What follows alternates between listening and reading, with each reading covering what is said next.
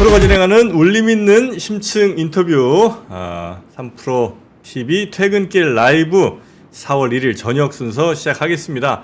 오늘 뭐 주식시장은 뭐 큰 변동은 아니었던 것 같고요. 뭐 약간 뭐 빨간불이 좀 들어온 것 같긴 한데 여튼 주식시장에 큰 변화는 없었고 다만 요즘 부동산 시장이 제가 아침에도 잠깐 말씀드렸습니다만 어마어마합니다. 아니 그냥 가격이 깜짝깜짝 놀랄 가격들이 어느새 이렇게 또 거의 뭐 최고가 근처까지 왔는가. 제가 주말 사이에 지금 몇 번 발품을 팔아보고 느꼈는데요. 오늘은 그래서 저녁 시간에 조금 더 깊이 있는 부동산 이야기 한번 나눠보도록 하겠습니다. 부동산 하면 또 시작부터 일단은 욕부터 받고 댓글에 시작하신 분들이 많은데 네, 그 중에서도 가장 논란의 중심에 있는 분이죠. 늘 나오실 때마다 저희 댓글창이 폭발하는 바로 그분, 광순의 복덕방 이광수 대표님 모셔보겠습니다. 어서 오십시오. 예, 안녕하세요. 네, 이광수입니다. 반갑습니다. 왜 욕을 부르십니까? 아니 뭐 우리는 저는 뭐 사실 그럴 필요가 없는데 예. 와 정말 이광수 대표님은 어쩜 그렇게 집 있는 사람도 집 없는 사람도 그렇게 싫어하는지 모르겠어요. 그래요? 다 싫어요? 다 싫어요? 모르겠습니다. 오늘은 분위기가 어떨지 모르겠습니다만 예. 여튼 민감한 건 사실인 것 같다. 여러분 좀 사랑 좀 해주십시오. 제가 저의 부귀영화를 누리려고 이러는 거 아니지 않습니까? 그렇죠. 제가 여러분한테 좋은 정보 드리고 시장을 정확하게 분석하려고 노력하니까요. 예뻐해 주십시오. 예. 너무 비싸. 저는 주말에 이제 솔직히 말씀드리면 봤거든요, 외국인데 직접 뭐 가보기도 했어요 주말에. 와 물론 뭐 제가 간 데가 더 비쌌을 수도 있는데 지금 너무 비싸더라고요. 그리고 뭐 저 언제입니까? 작년에 좀 떨어졌다고 하는데 하나도 안 떨어진 것 같은 느낌이에요. 비싼 데만 가시니까 그렇죠. 그래서 그렇습니까? 제 잘못이군요. 정프로님이 이제 비싼 데만 보시니까. 아니 근데 제가 뭐 물론 비싼 데만 본 것 같기도 해 제 느낌에. 근데 어쨌든 뭐 여의도랑 뭐 이쪽에 이제 있어야 되니까 그래서 근처 뭐 동작 쪽, 뭐 영등포 쪽, 뭐 이렇게 좀 본 거거든요. 뭐 강남도 안 갔어요 심지어. 근데도 마포도 너무 비싸던데 안 떨어졌던데요 그리고? 호가가 그런 거고 거래가 되지 않을 겁니다. 그래요? 하긴 저도 뭐 엄두도 못 냈으니까. 와, 근데 진짜 비쌉니다.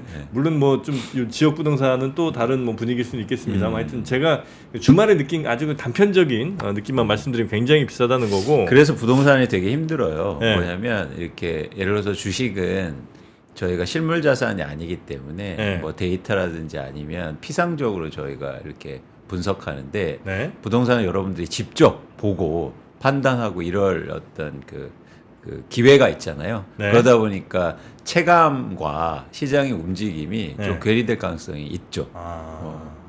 그래서.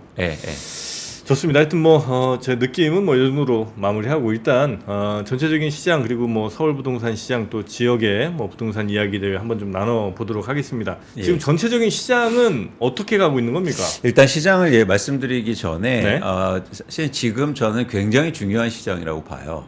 뭐냐면 어떤 일종의 변곡점에 있는 그런데 이렇게 시장의 어떤 그 방향성을 일종의 타진할 때 변곡점에 있을 때 사람들의 심리가 되게 중요하거든요.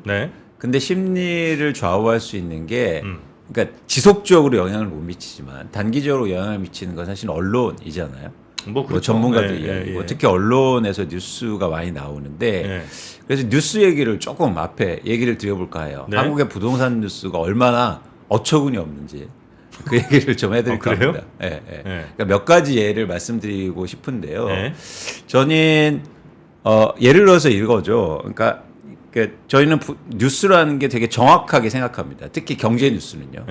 근데 그렇지 않을 가능성이 높아. 그러니까 정치 뉴스는 좀 다르게 보잖아요.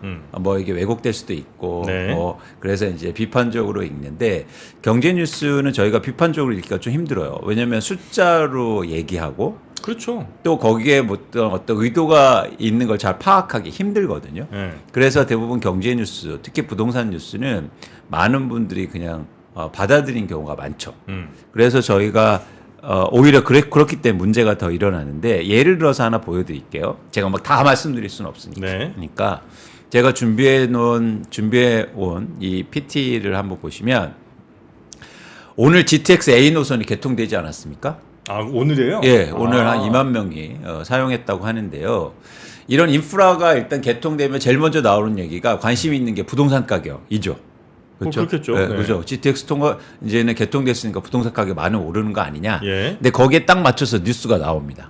그래서 이거 보세요.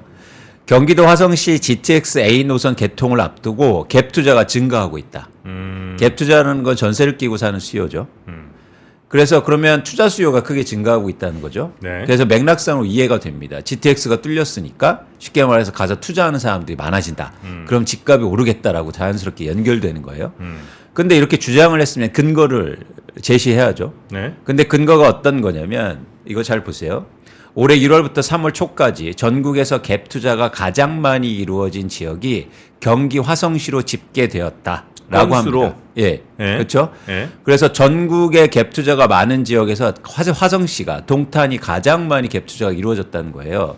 그래서 여기에 보면 경기도 화성시의 갭 투자가 올해 3월 초까지 46건이 이루어져서 뭐 예를 들어서 그 뒤에 영통구, 충남 천안시 서북구 이런 데보다 훨씬 많이 이루어졌기 때문에 갭 투자가 증가하고 투자자가 많아져서 집값이 오를 거라고 결말을 맺습니다. 네. 정풍이 이거 어떻게 생각하세요?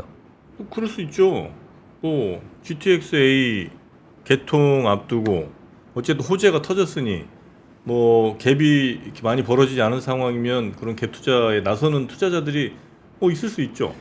그렇게 개연성이 있는 걸 명확하게 하기 위해서 근거를 내세우잖아요. 예? 근데 이 근거에 대해서 어떻게 생각하세요? 근거. 예. 다른 지역보다 갭 투자가 많았다. 근데 갭 투자 많은 거는 뭐 여러 이유들이 좀 있을 수 있죠. 오늘은 질문을 많이 드릴 겁니다. 아, 좋습니다. 예, 긴장하고 전 들으시고요. 관심 많습니다, 예, 요즘에. 잘 네. 보세요. 이 데이터가 뭐가 문제냐고요. 데이터가 뭐가 문제냐? 예. 전체 가구 수 대비 갭 투자가 혹은 전체 거래 수 대비 갭 투자가 몇 건인지가 안 나오고. 그것도 되게 중요한데 네. 중요한 건 이거예요. 다음 장을 보면 여러분들이 바로 아실 거예요. 이거 화성시의 갭 투자 건수의 흐름입니다. 어떻게 보이세요? 점점 줄어들고 있네요. 그렇죠. 지금요 화성시에 투자가 줄고 있다고요. 그런데 다른 지역보다 단순하게 비교해서 많아서 화성시에 갭 투자가 많다. 이렇게 언론을 얘기하고 전문가들이 얘기하고 있습니다. 충격적이죠. 그러니까 이런 식이에요. 예를 하나 드려볼게요. 전프로님 아이 키우시는데 네. 아이가 수학 시험 봐서 점수 맞고 왔어요. 네. 아빠 나 80점 맞았어. 그럼 그럼 어떻게 하실 거예요? 때릴 거예요? 칭찬해 줄 거예요? 80점이면 그냥 뭐 괜찮은 성적인 것 같은데요? 아니 그러니까 그 기준이 있잖아요. 기준이 좀 애매하죠. 네, 그러니까 이런 거죠. 네. 아이가 네. 지난번 시험에서 60점을 맞았으면 아. 칭찬해 줘야죠. 아, 근데 거기서 엄마가 이러는 겁니다. 아빠가 너 옆에 철수보다 못 맞았어? 일로 와 맞아. 그러면 애는 억울할 거 아닙니까? 60점보다 잘한 건데. 그렇죠. 그래서 그냥 단순하게 옆집하고 비교하면 충격적이죠. 그렇죠, 그렇죠. 우리가 지금 자산 시장을 판단할 때 지금 이 얘기를 하고 있다고요. 그래서 네. 아이를 그냥 때리는 거예요. 그럼 아이가 다시 수학 공부하겠습니까? 짜증나네. 이런 짜증나는 기사가 엄청 많아요. 대한민국에. 근데 그 기사는 제가 참 네. 기사도 약간 좀 보면서 의심했던 것 중에 하나인지 제가 요즘 관심이 좀 있잖아요. 네. 보다 보니까 이 분양사무소 같은 데서 그러니까 분양하는 곳에서 기사를 엄청 내는 것 같아요. 그쵸. 그래서 그 분양하는 곳에서 그래서 그 기사를 마치 이렇게 신문에 난 기사에 이렇게 보여주면서 마케팅용으로 활용하는 거지. 네. 이 기사가 정말 기자들이 막 지금 취재해갖고 이렇게 쓴 기사는 아닌 것 같더라고요. 다 자기네 광고용 기사. 오늘도 어떤 기사가 나냐면 경기도의 한 아파트가 미분양이 다 완판됐대요. 그래서 막 이제는 빨리 청약 받으라 이런 류의 기사였는데 미분양이 완판된 이유는 할인 분양 때문입니다. 그게 좋아서가 아니고. 할인 분양했어요. 네. 할인을 많이 해주니까 사람들이 사는 거잖아요. 네. 그러니까 우리가 지금 시장을 판단하는데 굉장히 많은 정보들이 들어오고 있는데 그 정보들이 굉장히 왜곡되어 있는 경우가 많다. 여러분 이거 어떻게 생각하십니까? 다른 지역보다 화성이 갭 투자가 단순히 많다고 해서 투자자가 많은 게 아니고요. 과거부터 얼마나 많았는지를 비교해야 되잖아요. 그래서 모든 자산 시장의 데이터를 판단할 때는 유량으로 접근하시는 거예요. 저량이 아니라. 유량과 저량은 뭐예요? 유량은 흐름이죠. 플로우. 유량과 저량. 단순히 그냥 얼마나 물이 지금 담겼나가 아니고 그렇죠. 예, 얼마나 흐르고 있나 그렇죠. 흐름을 좀 봐야 된다. 예를 들어서 정프로님이 저하고 재산 비교를 하는데 5억이 있으시고 저는 10억이 있다고 칠게요. 그러면 1년 동안 갑자기 이렇게 물어봅니다. 저한테 1년 동안 돈 많이 벌었네? 아니죠. 전 20억에서 10억이 됐거든요. 전 2억에서 5억이 되고. 그렇죠. 그럼 열받죠. 저한테 1년 동안 돈 많이 벌었다고 하면. 근데 지금 이런 식으로 부동산 기사를 내고 있다고요. 근데 이걸 보고 무주택자분들이나 집이 없으신 분은 마음이 조급하잖아요. 동탄에 빨리 GTX 뚫려서 막 투자자들 몰려가고 집값 오르고 막 20억 넘어가고 막 그런 거죠. 근데 왜냐면 이게 부동산 시장은 주식과 달리 심리의 영향이 되게 크거든요. 맞아요. 왜냐면 거주의 공간이기 때문에. 그래서 이런 기사들이 너무 많아서 제가 안타까워서 하나 말씀드리고, 그래서 한번 아까도 집값이 오른다고 하는데 진위 여부를 좀 볼 필요가 있습니다. 네. 이거 보세요. 3페이지에. 지난주에 가장 많이 나온 기사가 이거예요. 서울 아파트 값 상승 전환. 마포, 송파 등 12개구 상승. 그래, 맞아. 그쵸? 그쵸? 못해 지금. 그 웃을 일이 아닙니다 지금. 아니 웃는 게 아니고 이것도 한번 우리가 고민해 보자는 거죠. 네. 자, 이것도 그럼 서울의 아파트가 진짜 상승했냐? 제가 한번 실제로 조사해 봤어요. 네. 이거는 뭐냐면 지수의 변동률이에요. 이 말조차도 달랐어요. 네. 잘 보세요. 주간 아파트 매매 가격 변동률이 아니에요. 주간 아파트 매매 가격 지수의 변동률입니다. 매매 가격 지수예요? 그러니까 본진의 지수라고요. 근데 여기 기사 이 그래프에서는 언론에서는 매매 가격이라고 쓰잖아요. 이해하셨죠? 네네네네. 지수하고 가격하고는 다른 의미예요, 일단. 좀 다르죠. 그래서 제가 실제로 가격을 조사해봤어요. 전수 조사요. 네. 다음 장 보시죠. 3월에 거래된 서울의 아파트가 1,353건이 유의미하게 거래됐고 비교가 가능합니다. 근데 그 중에서요, 1,353건에서 675건이 하락했어요. 거의 반반이네, 그죠? 아니, 하락이 많잖아요. 조금 많은데, 네. 근데 이럴 수 있잖아요. 건수는 이런데, 오른 애들은 좀 많이 오르고, 떨어진 애들은 이만큼 떨어졌으면, 전체적으로 좀 상승처럼 보일 수 있잖아요. 그렇지 않습니다. 그거 아니에요? 네. 네. 금액으로 따져도 사실은 하락하고 하락폭이 더 커요. 그래요? 네. 그래서 예를 들어서 아까 전장에 보면 네. 마포, 송파구 12개구가 상승했다고 하잖아요. 네. 근데 제가 지역별로 판단했어요. 1,353건을 전수조사했더니 이것도 전수조사하셨네. 네. 하락 비율이 높은 구가 18개고요. 네. 상승 비율이 높은 구가 7개밖에 되지 않아요. 그러니까 매매 가격은 3월에 떨어졌다고요. 근데 왜 지수가 올랐다고 얘기했을까요? 지수가 어떻게 오르지? 그건 지수가 산정되는 독특한 방법의 차이 때문입니다. 그러니까 지수는 지금 부동산원에서 산정하는 지수는 어떻게 하냐면 약간 감 왔는데 혹시 저깁니까? 예를 들면 삼성전자처럼 좀 큰 단지, 비싼 아파트들은 지수에서 비중이 좀 큰가요 혹시? 아니 그렇진 않아요. 그건 아니에요? 그렇진 않고 네. 어떻게 판단하냐면 실거래가가 있으면 그걸로 판단해요. 맞죠? 네. 근데 만약 실거래가 안 됐으면 네. 직전 직전 거래건이나 네. 혹은 매물의 가격으로 산정합니다. 매물 나와 있는 가격으로? 그렇죠. 그렇죠. 근데 매물 나와 있는 거 어쨌든 이게 파는 사람들이 호가를 부른 걸 테니까 실제 팔리는 것보다는 조금 더 비싸게 그렇죠. 그렇죠. 네. 그래서 흥미로운 지점이 있어요. 7편 이거 볼게요. 최근에 서울의 아파트의 매도 물량이 증가하고 있어요. 점프로는 이거잖아요. 자, 집을 팔려고 아파트를 팔려는 사람들이 많아지고 있어요. 네. 근데 처음에 내놓을 때 어떻게 내놓습니까? 뭐 좀 세게 내놔야죠. 당연하죠. 네. 주변에 매매 가격이 최근에 10억에 됐으면 우리 집은 깨끗하고 그렇죠. 15천, 11억 내놔요. 11억 일단 막 11억 5천 내놓죠. 뭐 깎아주더라도. 그렇죠. 네. 보통 그렇잖아요. 그래서 매물이 증가하는 순간 호가가 올라가고 그래서 지수가 올라가는 특이한 현상을 보여요. 거래량이 없다면. 원래 그래요? 예. 산정 기준이 그렇다니까요. 아. 그래서 최근에 지수가 반등한 건 매물이 증가하기 때문에 일시적으로 나타난 현상이라는 거죠.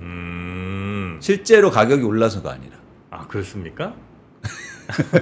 제가 사기치는 것 아, 같으죠? 갑자기 기분이 좀 좋아져서. 아, 가격이 좀 떨어지고 있구나. 아니 실제 매매 가격이 떨어지고 있으니까 떨어져서 비율이 높으니까. 아 그래요? 네. 네. 아 지금 그 생각은 들더라고요. 야 이렇게 비싼 걸 사람들이 산다고 이제 이런 생각이 좀 들어갖고 네. 네. 와 이렇게 이 돈을 주고 어떻게 사나 생각을 좀 했는데 실제로 그러면 올린 사람들 그러니까 매물로 딱 내놓은 사람들은 이 가격이 자신들의 집 가격이라고 생각하지만 실제 거래될 때는 그보다 뭐 5%든 뭐 10%든 그렇죠. 싸게 거래될 수밖에 없는 게 그렇죠. 지금 현실이다. 그러니까 쉽게 말해서 지수를 산정하는데 매물이 증가하고 거래가 안 될 때는 매물의 호가를 기준으로 해서 지수를 산정하잖아요. 그러니까 사실 호가가 올라가면 자연스럽게 지수가 그렇게 반등하는 것처럼 보이는 겁니다. 아, 지수 산정 방식에 있어서 약간의 구멍이 있는 거네요, 이거는. 그렇죠. 그렇기 네. 때문에 어쨌든 지수가 반등했다는 거 실제로 가격이 상승했다는 의미를 하는 게 아닌데 근데 어쨌든 언론이나 전문가들도 정확히 표현해야 될 거 아닙니까? 근데 네, 여러분들이 우리가 일반적으로요 이런 기사를 보면 아 매매 가격 올랐네 하고 그냥 판단해버려요. 그렇잖아요. 뭐 그렇죠. 이렇게 저처럼 고민하는 사람이 어디 있겠습니까? 전 밥 먹고 이 생각만 하는데. 아, 뭐 기자들이 아마 뭐 글 일일이 다 보기는 어려울 거고 그냥 지수 이렇게 나왔대, 오, 올랐네, 이렇게 올랐다 쓰고 뭐 이렇게 이제 그렇죠. 가겠죠. 네. 그러니까 대신 정확히 써야죠. 주택 매매 가격 지수가 올랐다고 해야지. 매매 가격이 올랐다고 하는 거 아니지 않습니까? 네네네네. 네. 그럼 지금은 전수조사를 해보신 결과 1, 2, 3월 오히려 3월. 3월 네. 3월은 약간 빠졌다. 빠진 게 많다. 빠진 게 많다. 네, 약간. 그래서 지금은요, 뭐 빠진다 오른다를 제가 말씀드리고 싶은 것보다 네. 어쨌든 지금 되게 중요한 변곡점인데 굉장히 왜곡된 정보들이 많이 유입되고 있어서 여러분들이 쉽게 말해서 정신 똑바로 차려야 된다. 아 기사에 휘둘려 갖고 그냥 막 덥석 잘못 물었다가 하는. 그리고 막 유튜브 같은 데서 막 전문가들이 나와서 이제 집값 반등합니다. 바닥 찍었습니다. 계속 네. 오릅니다. 보세요. 지수가 이제는 보합권을 올랐고 이러면 추세를 탄 겁니다. 이렇게 얘기할 거 아닙니까? 네네네네네. 검증도 안 해보고 근거도 없이. 맞습니다. 예, 그래서 여러분들한테 일단 잘 이런 정보를 가려서 보시라. 그래서 제가 회사 박차고 광순회 복덕방 차린 거 아닙니까? 이런 정보 알려드리려고. 네. 예. 그래서 예? 왜 중요하냐면요. 이 얘기를 드려볼까 해요. 정프로 이거 그래프 저희 같이 보실 수 있죠. 어떤 거죠? 요거 보실 수 네네네 있죠. 보고 있습니다. 이게 강남의 한 아파트의 2019년부터 2023년까지 실거래 가격 변동이에요. 네.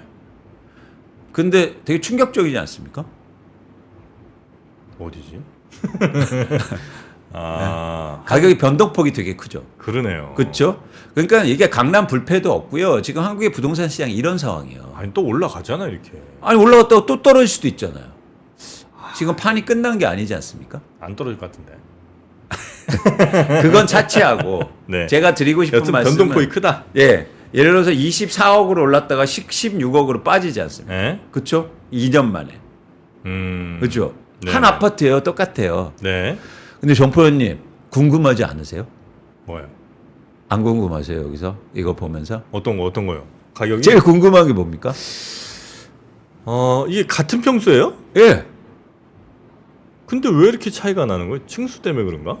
아니요. 층수도 비슷해요. 다.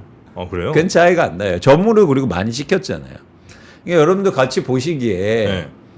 여기서 가장 궁금한 건 전 이게 궁금하더라고요. 2021년도에 이 아파트가 23억 8천에 고점을 찍는데요. 네. 이때 누가 샀을까? 산 사람들. 예. 예. 이건 이제 실거래 찍힌 걸 테니까. 지금 산 사람이 있죠. 있다는 거죠. 그 다음에 2년 만에요. 다시 이게 16억으로 빠져요. 네. 그렇죠?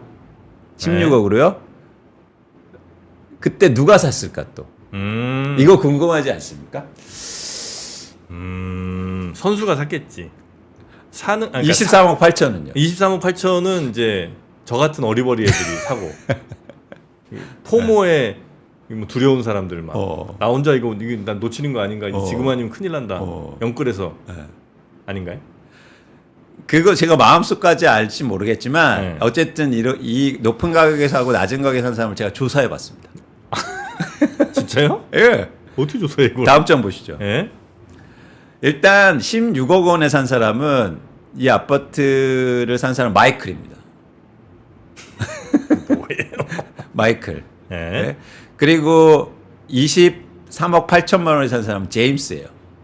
라고 치고 네, 마이클 조던하고 브론 제임스입니다. 네, 르브론 제임스와 네, 마이클 조던. 네, 좋습니다. 근데 2년 차이밖에 안 나죠. 네. 근데 층수도 비슷하죠. 실제로 이게 그 두 사람 이름만 바꿔서 지금 이렇게 한 예. 거예요? 그래요? 그럼 뭐 제가 이걸 짜낸 걸로 보이세요? 가상으로 쓰신 게 아니고. 가상으로 저는 애널리스트입니다. 왜 제가 속여요? 충수가 27지 29 중 비슷하네. 똑같죠. 네. 근데 둘 다 흥미롭게 갭 투자를 했어요. 전세를 끼고 샀다고. 네. 근데 우리 마이클 조단 한번 볼게요. 마이클 조단은 2023년 6월에 1년이 안 됐죠. 이 아파트를 16억 원에 매입했는데 네. 전세를 9억 7천만 원 끼고 삽니다. 네. 그러면은 내 투자 금액이 6억 3천이죠. 네. 그렇죠? 그래서 내 돈이 6억 3천밖에 안 들었다고. 네. 그래서 지금 거의 19억 9천이 됐으니까 수익률이 60%가 됐어요. 일단 이건 차치하고. 어쨌든 이 아파트를 6억 3천만 원에 매입했습니다. 네. 근데 제임스를 볼게요. 2년 전에 29층 아파트를 23억 8천만 원에 사요. 그런데 그 당시에 전세가 14억 원이었어요. 그래서 갭 투자를 합니다. 근데 2년이 지난 다음에 전세가 또 떨어졌어요. 10억 3천만 원으로. 네. 그래서 내 돈이 더 들어가죠. 내 돈이 13억 5천만 원이 들어갔어요. 충격적이죠. 왜냐하면 누군가 똑같은 아파트를 6억 원에 샀는데 누군가는 13억 원에 샀습니다. 2년 만에요. 어떻게 생각하세요? 확실히 공부를 좀 하고 사야 되겠네. 이게 대한민국의 부동산 시장이에요. 그리고 지금 여러분들이 직면하고 있는. 여러분들은 누가 되고 싶습니까? 근데 전세가 가격이 이렇게 많이 차이가 났어요? 그렇죠. 전세가 이렇게 빠졌다고요. 2021년도에 고점이었거든요. 한 4억이? 예. 2년 사이에? 예. 왔다리. 그래서 역전세하고 난리가 났잖아요. 그래요? 정포엔 근데 여기서 제가 말씀드리고 싶은 건 뭐냐면 제임스와 마이클과 제임스의 가장 큰 차이는 뭐였을까요? 제임스와 마이클의 가장 큰 차이. 예. 둘 다 갭 투자였습니다. 쌀 때 사고 비쌀 때 사고 그거 아니에요? 그 차이인데 네. 왜 그렇게 했을까요? 그게 왜 나왔을까? 왜 그랬을까요? 이광수 말을 안 들었다. 제가 추측하건데 전 이렇게 봐요. 여러분들이 오늘 사실은 이 말씀을 드리고 싶은 건데 2019년 16억에서 이렇게 쭉 상승하지 않습니까? 그래서 이 23억 8천만 원의 아파트를 매입하잖아요. 네. 이 제임스는요 어떤 생각이었을까요? 이렇게 오르니까 계속 오를 거야. 변화를 인정하지 않았죠. 예. 그래서 그냥 산 거예요. 네. 투자로. 그런데 마이클은 갑자기 떨어지니까 떨어져도 이걸 사면 오르겠지. 변화를 인정했다고 생각해요. 그러니까 이거는 지금 한국의 특히 부동산 자산 시장에서 가장 중요한 마음가짐입니다.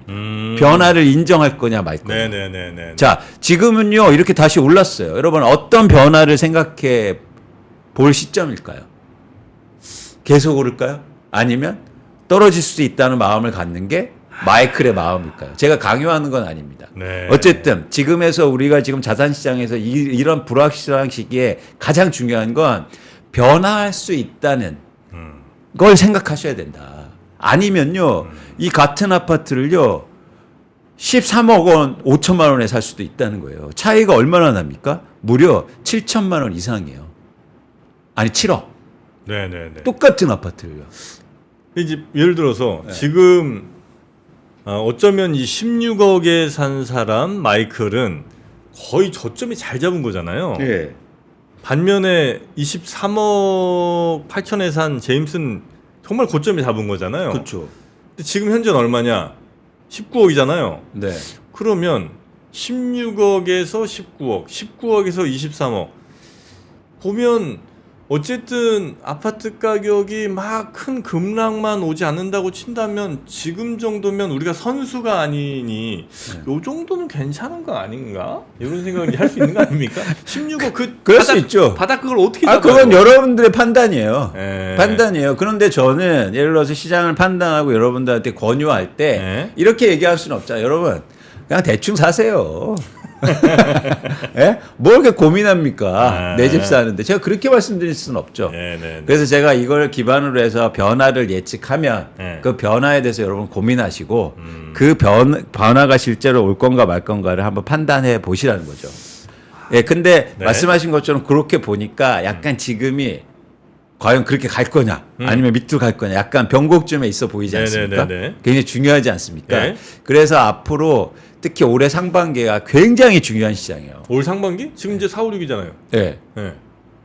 네, 4, 5, 6 요거 남은 3개월. 지금부터 그러니까 방향성을 결정하는데. 아, 그래요? 네. 아, 요때 잘 봐야 되겠네. 네, 요때 특히 부동산 시장의 어떤 이렇게 지표라든가 네. 그런 어떤 변화의 신호를 잘 보셔야 됩니다. 진짜 중요합니다. 근데 아까처럼 터무니없는 기사를 보고 판단하시면 안 된다는 거예요. 그런 거 보고 판단하지 말고. 제발. 네. 중요한 시기에는. 아니 그냥 평온한 시기에는요. 편하게 그냥 기사 보셔도 돼요. 네. 근데 지금처럼 중요한 시기이기 때문에 여러분 그런 거에 현혹되지 말아야 되고. 아니 뭐 이렇게 페이스북이나 인스타 같은 데서 맨날 이렇게 광고 나오잖아요. 네. 그런 거 보고 하면 안 되죠. 네? 그런 막 광고 엄청 막 몰려들잖아요. 아니 막. 그거는 정프로님 많은 분들이요. 문제가 있다고 인지를 하고 있어요. 아, 그래요? 속지 않아요. 아. 근데 중요한 건 뭐냐면 그런 언론의 기사들 있잖아요. 네네. 객관적이라고 교원 영색하고 우리한테 다가오는 정보들. 그런 거 조심하셔야 된다. 아. 네? 아주 인스타 보고 찾아가는데. 어? 그래서 인스타 이렇게 딱 보니까 막 어디 뭐 계약금 뭐 거의 뭐 없는 것처럼 이렇게 나오더라고요. 그래서 이렇게 싸게? 그래서 이제 거기다 이제 입력했죠. 정보 받아보시겠습니까? 네. 이렇게 했더니 전화 바로 오더라고요. 네. 바로 오죠. 그래서 바로. 그렇게 좋은 거면 천천히 오는데 전화. 바로 오면 의심하셔야 됩니다. 그래서 찾아갔죠. 네, 그렇게 다 이게 그렇게 가는 사람들도 있더라고요. 그래서 지금 시장의 변곡점에 있기 때문에 사람들의 마음도 되게 많이 흔들리거든요. 그래서 진짜 좋은 정보가 필요하고 진짜 여러분들의 고민과 그리고 생각이 더 깊게 하실 필요가 있습니다. 4, 5, 6. 요때가 굉장히 변곡점이 너무 방향성을 중요해요. 결정한 중요한 시기다라는 거. 너무 중요해 보여요. 근데 보통 그런 방향성을 누구보다 빨리 하는 게 이른바 선수들이잖아요. 그래서 뭐 집 한 세네 채 있는 분들, 혹은 뭐 이렇게 매매를 활발히 하시는 분들, 이런 분들이 보통 그런 방향성 딱 결정되기 전에 엄청 빨리 잘 움직이지 않아요? 그렇지는 않나요, 꼭? 그렇지 않습니다. 아, 그래요? 그렇지 않아요. 예를 들어서 이거 다시 한번 보여주실래요? 예? 이게 반대로 산 사람은 있지만 누가 16억 원에 팔았을까요? 불안한 사람이었겠지 또. 그렇지 않습니다. 떨어지는 거 아니에요? 그렇지 않습니다. 뭐예요? 장기 보유자였고요. 돈을 많이 번 사람이었어요. 아, 한 5억쯤 산 사람? 그렇죠. 그러니까 진짜 뭐 투자하고 잘한 사람도요. 그렇게 잘하지 못해요. 아, 네, 그래요? 그거는 내가 무주택자거나 유주택자거나 집을 잘했다는 건 사실은 지금까지 결과는 대부분 운이 좋아서입니다. 실력이 그래요? 아니라. 네? 어쩌다가 산 거예요. 한 15년 전에. 특별히 이렇게 막 예. 무슨 능력 있고 이런 게 아니고. 그렇죠. 근데 이제 이런 지표를 열심히 보시고 그러면 능력이 생길 수 있죠. 시장에. 근데 어쨌든 많은 사람들은 결혼할 때 서프라임 와서 집값 빠졌어. 그냥 그때 그냥 내 집 했고. 이런 경우가 상당히 많죠. 전세나 뭐 5천 차이래 그냥 사자 뭐 이렇게 이제 가는 그렇죠. 2012년도에 그런 분들이 굉장히 많았거든요. 근데 그게 막 더블 막 이렇게 그렇죠. 2배, 3배 되고. 그렇죠. 모든 자산 시장 그렇죠. 전 주식도 분석하지만 주식 시장에서 사실 막 그렇게 막 공부 열심히 하고 이런다. 지식의 양하고 성과하고 똑같습니까? 그렇지 않죠. 그럼 시험 보는 것처럼 하죠, 뭐. 맞아요. 그렇기 때문에 시장에서는 사실은 어떤 행운의 역할이 되게 큰데 그렇죠. 이게 부동산 시장에서 비슷하다. 근데 어쨌든 확률을 높이기 위해서는 저희가 이런 정보를 잘 알아야 된다는 거죠. 그래서 이제는 저희가 시간이 많지 않으니까 네. 자 이제 전망을 해야 될 거 아닙니까? 여기까지는 제가 이제 요약해 말씀드리면 두 가지입니다. 여러분들이 접하시는 정보를 최대한 고민해서 바라보시라. 네. 그게 맞냐 틀리냐를 검증하셔야 돼요. 스스로. 예, 그냥 피상적으로 받아들이지 마세요. 피상적으로 받아들이면 여러분이 제임스가 된다고요. 맞습니다. 예. 그렇죠. 고민하시고 객관적으로 맞습니다. 이게 맞냐를 진지하게 인과관계를 특히 파악해야 돼요. 그리고 시장을 볼 때 뭘로 봐라? 유량으로 보시라. 네. 저량으로 보시지 말고. 네. 유량으로 봐야 아이들도 잘 키울 수 있다. 예? 네. 좋습니다. 그리고 지금 시장은 굉장히 중요한 시장이다. 지금. 네, 중요한 시장이다. 예, 변곡점에 있는. 네. 그래서 4, 5, 6월이 중요하다라는 네. 말씀을 드렸습니다. 고고싱. 예. 자, 이제 시장을 저희가 예측할 텐데요. 예측하는데 가장 중요한 건 현재를 정확히 보는 거예요. 예. 제가 제일 좋아하는 말은 The futures that have already happened. 아, 이미 벌어진. 미래는 이미 일어나고 있다. 피터 드러커가 한 말입니다. 네. 미래는 이미 일어나고 있어요. 그래서 현재를 잘 보면 미래를 예측할 수 있어요. 네. 근데 우리는 왜 미래 예측이 잘 안 되는지 아십니까? 현재를 잘 못 보기 때문에. 왜요? 잘 왜 못 볼까요? 이광수 대표님이 없어서. 희망을 갖기 때문에. 희망 때문에. 맞아. 눈이 흐려져. 내가 집이 없으면 집값 떨어지기만을 바래. 안 보여요. 맞아. 집이 많으면 집값이 오르는 거 보고 이광수 욕해. 안 보여 미래가. 누가 그렇게 떨어질지 알았습니까? 저 욕하기만 했지. 그렇지 않습니까? 그렇죠? 중요한 건 나의 위치와 상관없이 나의 희망과 상관없이 현재를 객관적으로 보는 게 가장 중요해요. 네네. 거기에 미래가 있습니다. 그래서 현재의 한국의 부동산 시장을 명확히 보자는 거죠. 명확히 보죠. 첫 번째는 이 그래프입니다. 서울 아파트의 매매 거래량이요. 네. 뭐가 보이세요? 약간 살아나는 것 같은데요? 이거 희망에 섞였나요, 제가 또? 흐린 눈 됐나? 중요하죠. 중요한데 일단 절대 기준으로 보죠. 이게 되게 충격적인데 전 세계가 위기에 빠진 서프라임 때도요. 서울 아파트의 거래량은 4만 건이 넘었어요. 그러네. 근데 지금은요. 2021년도에는 2만 건이 채 안 됐고요. 지금 금융위기 때보다 거래량이 적어요. 너무 비싸. 네.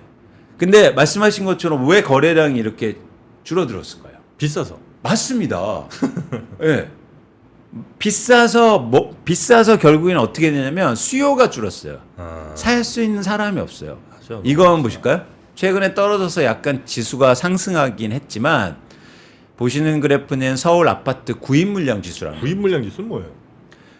서울 아파트를 그러니까 중간 소득의 가구가 대출을 일으켜서 살 수 있는 서울 아파트의 양입니다. 그러니까 2012년도에는 33이었잖아요. 그러니까 총 아파트 100채 중에 내가 중간 소득인데 대출 이건 딱 끌어당겨서 살 수 있는 아파트가 서로 몇 개 있냐 딱 해보니까 6개밖에 없어요 지금. 네. 와. 수요가 없어요. 살 사람이 없다고. 사기가 힘드네 그러면. 그러니까 제가 말씀드렸듯이 이건 주식하고 다른 건데 부동산은요 유효 수요가 중요합니다. 즉 무슨 얘기냐면 주식은요 초등학생도 삼성전자 주식 용돈 아껴서 살 수 있죠. 네. 그렇기 때문에 살 수 있는 수요가 굉장히 많아요. 근데 부동산은요 살 수 있는 수요가 많지 않아요. 네네. 특히 가격이 올랐기 때문에. 네. 즉 유효 수요가 감소한 상황입니다. 그래서 지금 거래가 안 되는 거예요. 네네네. 이게 저희가 미래를 전망할 때 가장 중요한 조건입니다. 수요가 많지 않다. 특히 유효 수요가. 네. 근데 부동산은 독특한 특징이 있는데 네. 뭐냐면 쓰는 수요도 있지만 투자하는 수요도 있어요. 있죠. 네, 그렇죠. 그래서 여러분들이 자산 중에나 재화 중에서 쓰면서 투자할 수 있는 재화나 자산은 많지 않습니다. 부동산은 제가 보기에 거의 유일해요. 한번 정포님 생각해 보세요. 그 쓰면서도 투자가 가능한 거. 사용 가치도 있는데 투자 가치도 있는 거. 그렇죠. 심지어 쓰면서도 가격이 올라. 이런 거예요. 샤넬백? 샤넬백도 많이 쓰면 가격 떨어집니다. 그렇겠죠. 장롱 속에 보관해 놔야지. 그렇지. 네. 금반지? 금반지도 막 쓰진 않잖아요. 그러네. 그렇죠. 네. 그래서 부동산은 유일하게 사용하는 수요도 있고 투자하는 수요도 있어요. 그래서 가격이 올라서 수요가 감소했다는 건 사용하는 수요가 줄었다는 거예요. 그렇죠? 그렇죠? 네. 그래서 이렇게 줄어도 투자 수요가 많으면 가격은 오를 수 있어요. 그래서 이 그래프 다시 한번 볼게요. 네. 2021년도에 가격이 폭등했는데 가격이 오르면서 유효 수요, 구입 물량 지수는 떨어졌잖아요. 네. 근데 가격이 왜 올랐습니까? 살 수 있는 사람은 줄어들었는데 가격이 왜 올랐냐고요. 나온 물건이 너무 적었네. 정확하죠. 아. 네. 그러면 반대로 네? 나온 물량이 많았거든요. 그런데 2020년도에는 왜 빠졌어요? 아니 왜 올랐어요 가격이? 이렇게 구입 물량 지수가 6밖에 안 됐는데. 가격이 왜 올랐냐? 예. 그러니까 이때는 물량이 줄지는 않았어요. 매도 네. 물량이 줄지는 않았거든요. 네? 근데 유효 수요는 감소했는데 왜 가격이 올랐냐고요. 허허. 오늘 제가 계속 질문 드릴 네. 겁니다. 유효 수요는 줄었는데 네. 가격이 왜 올랐냐? 공급이 줄은 것도 아닌데. 네. 그렇다면 예. 갖고 있던 사람들이 고집을 부렸나요? 아까 근데 말씀드렸잖아요. 네. 이 수요는 실수요를 말씀드리는 거라고. 네. 이때 2020년에 투자 수요가 급증했기 때문이야. 즉 그래요? 가격이 올라도 돈 있는 사람들이 쉽게 말해서 집을 산 거예요. 돈이 있는 사람들. 투자하는 사람들이요.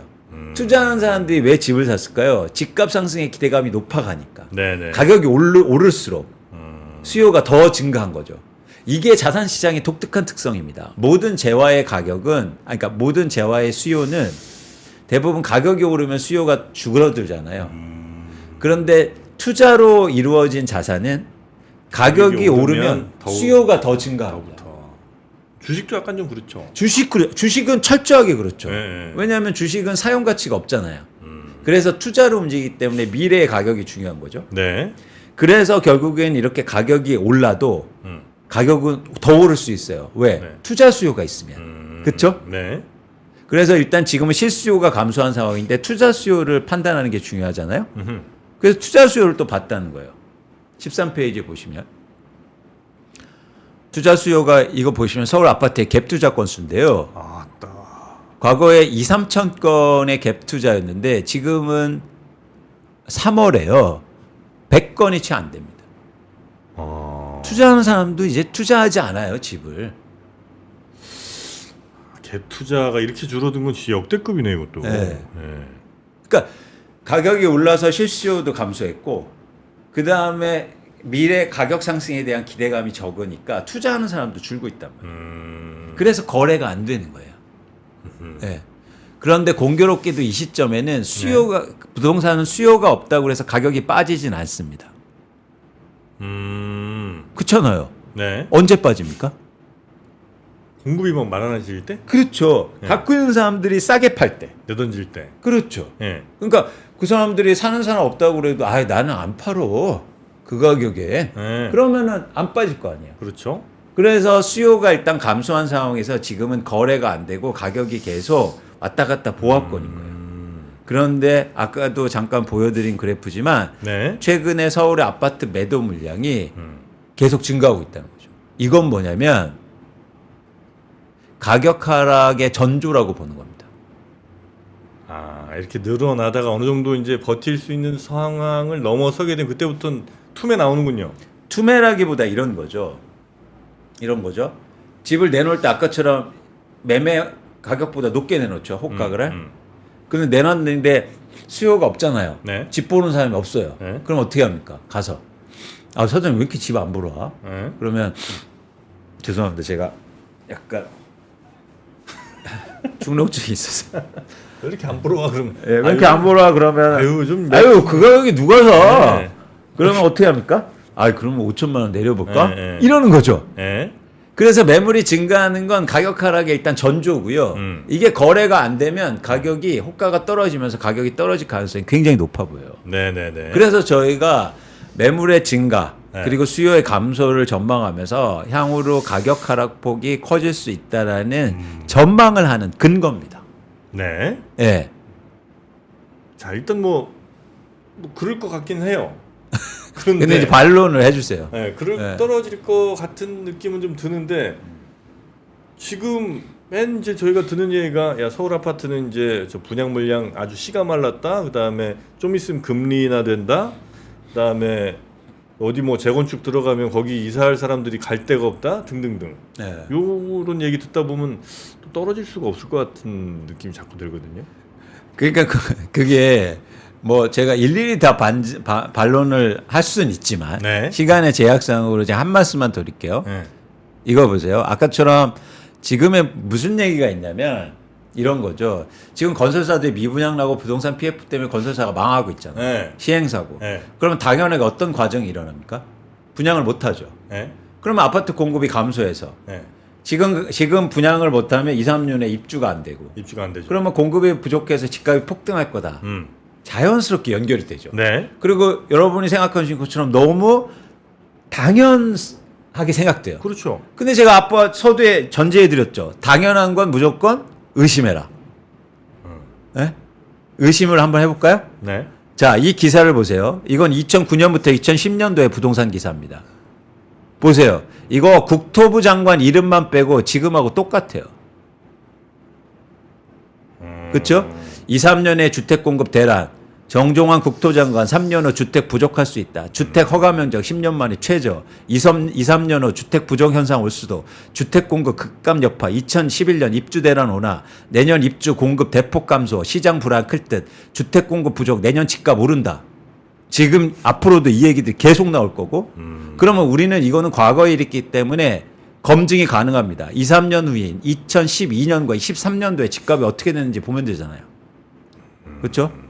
어떻게 됐을까요? 그때 많이 떨어졌던 것 같아요. 엄청 떨어졌죠. 네. 보세요, 이거. 잠실의 하나 아파트, 강남의 아파트의 거래 평균 가격인데 가장 낮았던 게 2012년입니다. 평균 가격이 9억으로 하락해요. 그러니까 이때 실제로 근데 공급도 없었어요? 보세요. 입주 물량이잖아요. 2012년이 가장 낮았잖아요. 근데도 이렇게 가격이 떨어졌다고요? 그렇죠. 왜 그랬을까요? 왜? 너무 더 떨어질 것 같아서 그랬나? 집값을 결정하는 공급은 아파트가 짓는 분양이 아니라는 거예요. 입주가. 가격을 결정하는 건. 그걸 보여주고 있잖아요. 우리가 잘못 알고 있는 거예요. 집값을 유통시장에서 집값을 결정하는 건 아파트, 건설사들이 짓는 아파트의 양이 아니라 누군가 갖고 있는 집이라는 거예요. 그들이 집을 많이 내놓으면 공급이 증가하는 거죠. 2012년, 13년도에 집을 갖고 있는 사람들이 집을 엄청나게 내놓기 시작합니다. 팔려고요. 아니면 혹시 이런 건 없습니까? 맨날 이제 다 집들이 다 뭐 3억, 4억 막 이럴 때 5억, 6억짜리만 나오면 아파트 한 지 6억이라고? 이렇게 하다가 다 10억 됐어. 아파트 저 6억밖에 안 해? 이제 이렇게 되잖아요. 우리가 너무 이제 뭐랄까 앵커링 효과라고 그럴까요? 지금 저도 막 아파트 이렇게 막 네이버에서 찾아보고 하다 보니까 아파트 뭐 그냥 웬만한 저 어디 마포나 뭐 이런 다 20억이에요. 다 20억이니까 한 18억만 돼도 싼 것 같은 느낌? 근데 엄청 비싼 거잖아요. 사실 18억이요. 그게 뭐 보통 돈입니까? 근데 이제 너무 다 비싸니까 원래 아파트는 게 비싼가? 이제 이런 생각이 막 들기도 하고. 그래서 혹시 사람들이 다 이제는 비싼 가격에 익숙해져서 약간만 조정받아도 다시 사람들이 막 들러붙어갖고 다시 올라가고 혹시 이러진 않나는 걱정? 아니 그거는 또 다른 얘기고 다른 제가 얘기. 2012년 14년도에 왜 빠진가 얘기하는 요건 이제 중요했잖아요. 예, 죄송합니다. 이거 설명 다 해주신 거 아니에요? 예. 그러니까 이제 그 답변을 다시 드리고 예? 이거 강조하고 싶다는 거죠. 예. 지금 아까 저한테 질문하셨잖아요. 공급 없다고 값 올라간다는 이거는 말이 안 된다. 이미 역사가 증명했다. 근데 아직도 이 얘기하고 있다고요. 예. 10년 전에 분명히 이런 현상이 있었는데 네. 집을 가격 결정하는 공급은 뭐다? 집을 들고 있는 사람들 시장에 내놓는 매물의 양이라는 거예요. 아무리 건설사들이 공급 안 해도 우리나라 다주택자들이라든가 네, 투자로 네, 집을 네. 갖고 있는 사람들이 팔려고 집을 내놓으면 네. 집값은 빠질 수밖에 없다. 네. 그 사람들이 얼마나 집 갖고 있는지는 혹시 조사가 되나요? 당연하죠. 그 사람들이 얼마나 다주택자들이 얼마나 들고 있는지를. 예. 우리나라 다주택자가 네. 들고 있는 아파트의 양이 2022년 기준으로 해서 네. 개인 가구가 들고 있는 가 1,000만 채 정도 되는데요. 1000만 채. 예. 네. 마침 여기 있습니다. 잠깐만요. 잠깐만요. 그 중에 그러면 얼마나 나오나를 좀 보면 되겠군요. 근데 그게 이제 전체가 나오는 건 뭐 아니니까. 그렇겠죠. 예. 예. 그래서 일단 투자 목적으로 갖고 있는 보유가 뭐냐면 44%가 투자로 갖고 있습니다. 엄청나게 많은 사람들이 아파트를 투자로 갖고 있다는 거예요. 예. 그러다 보니까 쉽게 말해서 건설사들이 공급을 안 해도 두 채 갖고 있는 사람이 한 채 내놓으면. 그죠? 집에 시장에 공급이 증가하는 거잖아요. 네네네. 근데 어떤 분들이 이런 아주 회개망측한 얘기를 하는데 네. 뭐냐면 그 집에 누군가 살고 있기 때문에 그건 공급이 아니라는 거예요. 이거 말이 됩니까? 아, 누군가 전세라도 누가 살고 있으니 그건 공급이 아니다? 네. 공급은 공급 아니에요? 그러니까요. 그거는 매매 공급과 임대차 공급과 수요를 혼동해서 얘기하는 거예요. 근데 교묘하게 사람들을 혼동하게 만듭니다. 아, 그래서 그건 공급이 아니라고 이렇게 딱 빼놓으시는구나. 그거는 임대차 시장에서 공급이 주는 거고 네. 매매 시장의 공급을 늘리는 거잖아요. 근데 만약에 무주택자가 사면 임대차 시장에서 수요가 감소하는 거잖아요. 그렇죠.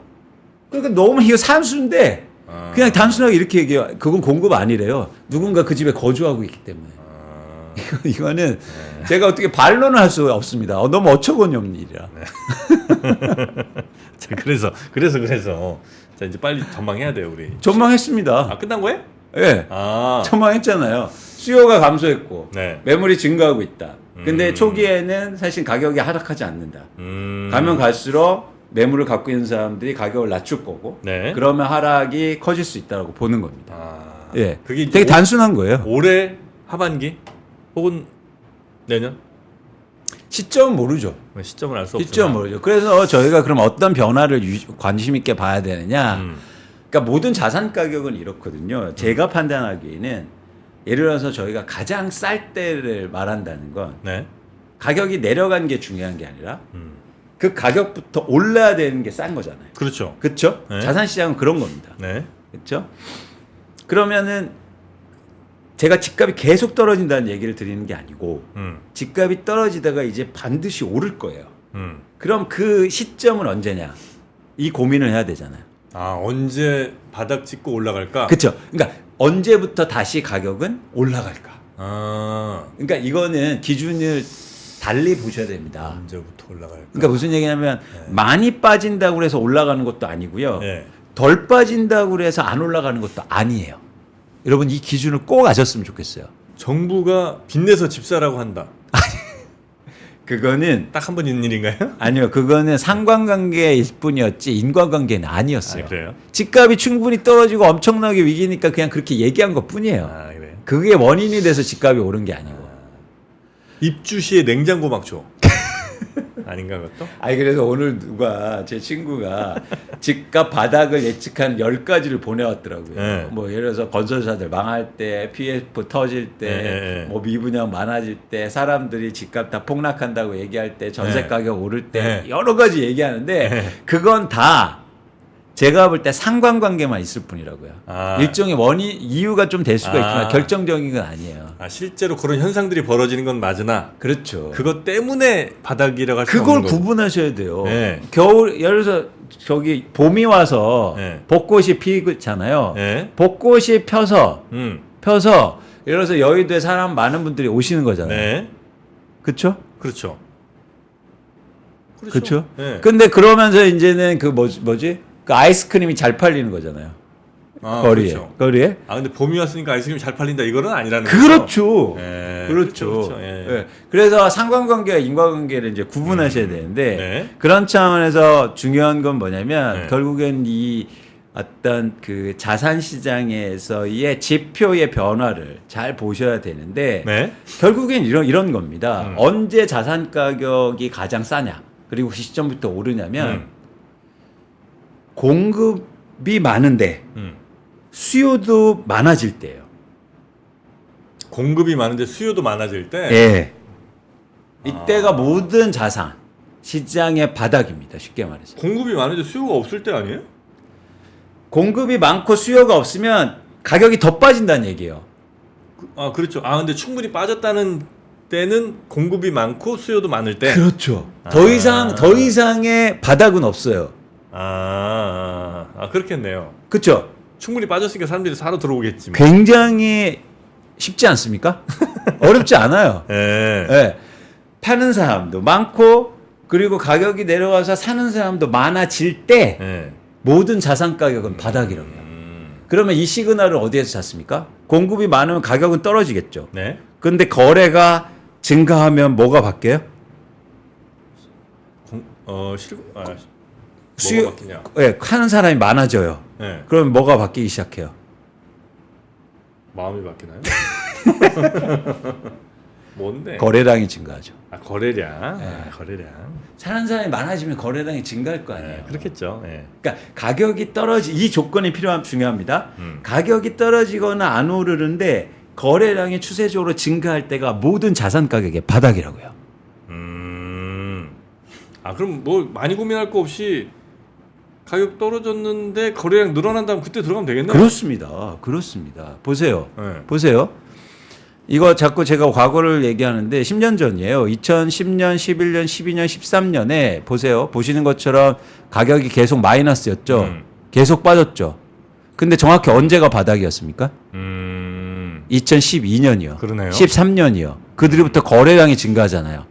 근데 가격이 빠졌던 2010년과 11년은 바닥이 아니었어요. 왜요?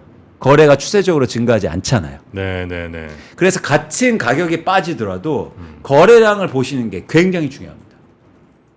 아. 이건 개별 아파트도 마찬가지예요. 네네. 아, 그러네요. 네. 제가 그냥 이거 조작한 그래프가 아닙니다. 전 네네네. 데이터로 정확히 말씀드리는 거예요. 네. 예, 어떤 분이 뭐 짧은 데이터 보고 뭐 거래량 증가해도 뭐 협박 아닙니다라고 얘기하는데 길게 보면 이런 변화가 분명히 일어나고요. 그때가 자산시장의 변화예요. 잘 보세요. 네네. 2013년 보세요. 서울 아파트의 매매 가격 변동률과 거래량 변화인데 2014년 기준으로 해서 가격은 여전히 마이너스죠. 빠지고 있다는 거예요. 하락폭이 줄어들 뻔했지. 네네네. 그죠? 절대 가격이 떨어지고 있다는 말입니다. 그런데 거래량 어떻습니까? 완연하게 증가하죠. 네. 증가하죠. 네. 증가하죠. 정확히 바닥이었어요. 그리고 흥미롭게도 부동산은요, 주식처럼 빨리 살 필요가 사실 없어요. 네. 천천히 2014년, 15년에 샀어도 충분했다고요. 확인하고. 그렇죠. 네. 맞아요. 주식처럼 막 바닥 집어야 이런 필요가 없다고요. 우리나라 부동산 가격이 오른 건 대부분 2017년, 18년, 19년 때부터예요. 예. 대신 이때 싸게 살 수 있는 기회였고 그 이후로부터 계속 조금씩 올랐던 겁니다. 네. 그래서 여러분들 너무 조급하게 생각하지 마시고 네. 시장의 변화를 계속 보시면서 뉴스 같은 데 흔들리지 마시라. 네. 예. 저희가 이거 주식 투자하는 거 아니야. 내 집 마련을 예를 들어서 서울에서 살려면 10억을 들여야 돼요. 예. 내 전 재산을 들여야 되는데 네. 막 그 마음 조급해서 막 신문 보고 말도 안 되는 얘기들 보면서 야 이제 반등한대 월별로 다음 달에 오른대 이거 보고 집을 사실 겁니까? 기능업으로 변화에 대해서 정확히 인지하시고 어떤 게 중요한지 인과관계 그리고 시장을 어떻게 판단하시라? 아하. 유량으로요. 예. 예. 아, 맞아. 아, 제가 너무 요즘 좀 급했던 것 같습니다. 마음이 좀 돈 급해졌- 생기셨어요? 아니 그게 아니고 그게 아니고 원래 이제 올해쯤엔 한번 내 집 마련 좀 한번 해야 되는 거 아닌가 생각하고 있었거든요. 네. 근데 이제 너무 비싸갖고 그냥 네. 살짝 지금 다시 이제 포기 모드로 지금 들어가고 있는데 생각해 보니까 맞네요. 예. 네. 이게 너무 급하게 먹을 건 마음 먹을 건 아니다. 이게 뭐 한두 푼도 아니고 자산 다 몰빵해도 지금 이게 모자란 대출 받아서 들어가야 되는데. 네.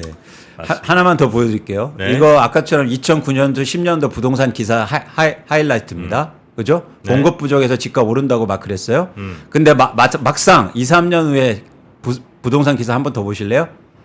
아니 2, 3년에 오른다면서 이제는 반대예요. 부동산 추락 날개 없다. 부동산값 추가하라고 위험. 부동산값 당분간 반절 없다. 무주택만 더하라. 강남 막 5억 하라. 그런데 어떻게 했습니까? 2013년에 바닥이었잖아요. 이렇게 얘기한 전문가들 그리고 언론들 이때 집 안 산 사람들 어떻게 책임질 겁니까? 아니 근거 이슈 얘기하고 데이터로 네. 말하고 판단해야 될 거 아니에요. 지금 몇 년 기사라고요? 2013년입니다. 13년. 예. 알겠습니다. 흐름으로 보겠습니다. 플로우 유량으로 봅니다. 아이들도요. 그래서 50점 맞아와도 20점 전에 맞았으면 칭찬해줘야 될 거 아니에요. 예. 옆집에 아이하고 비교하지 마시고. 예. 제가 화난 거 아닙니다. 예. 저또 올해 또 금리 하락 뭐 이런 게 해갖고 이거 올해 또 놓치면 또 20년 또 막 계속 오르는 거 아닌가 막 고민했잖아요. 자 일단 하여튼 그래도 중요한 건 올 한 3개월. 요 3개월은 중요해요. 4, 5, 6이 굉장히 중요하다. 어쨌든. 네. 그래서 뭐 걔가 장기로 보라고 말씀을 드렸는데 그 흐름을 또 결정할 수 있는 네. 단기 흐름이라는 게 있으니까 네네. 4, 5, 6개월을 네. 정말 관심 있게 보시고 네. 그 기간 동안 특히 광순의 복덕방 네. 뭐 앱 만드셨어요? 블로그? 아닙니다. 어디 뭐 포탈에. 예, 포탈에. 예. 제가 조그만 거 시작해서 예, 들어오시면. 알겠습니다. 네. 아유, 하여튼 우리 이광수 대표님 좀 까먹으셨죠? 최근 한 1, 2년 뭘 까먹어요? 이게 돈 좀 까먹지 않으셨어요? 왜 까먹어요? 아니 이게 저 독립하시고 들어갈 돈이 많을 것 같은데. 아니 사실은 제가 1년 됐잖아요. 네. 작년 5월에 나왔는데 아직 1년이 안 돼서요. 아직 뭐 돈 벌 때는 아니시잖아요, 아직. 근데 쓰는 게 있으니까. 아니, 그러니까 돈이 벌릴 때는 아니잖아요. 그렇죠. 사업 시작하시고 얼마 안 돼갖고. 그렇죠. 네, 그 그래서 얘기입니다. 네. 저는 투자를 하고 있습니다. 네, 저한테. 네, 네, 네. 알겠습니다. 하여튼 우리 시청자분들 또 부동산 갖고 계신 분들 혹은 뭐 준비하시는 분들 위해서 좋은 정보 계속해서 많이 연구해서 분석해서 저희한테 희망 빼고 담백하게 그럼요. 네, 팩트로 그럼요. 전망을 좀 전해주시기 바랍니다. 그리고 왜곡되지 않고 여러분들 정말 제발 여러분들이 스스로 생각하는 연습하셨으면 좋겠어요. 네. 알겠습니다. 충분히 하실 수 있습니다. 네. 우리도 마이클 조단 될 수 있다. 르브론 제임스가 되지 마라. 네. 르브론 제임스가 화내실 건가? 어쨌든 마이클 조단. 네. 알겠습니다. 자, 오늘 함께 해주신 광수의 목덕방 이광수 대표님 오늘도 재밌었고요. 대단히 고맙습니다. 고맙습니다. 네, 수고 많으셨습니다.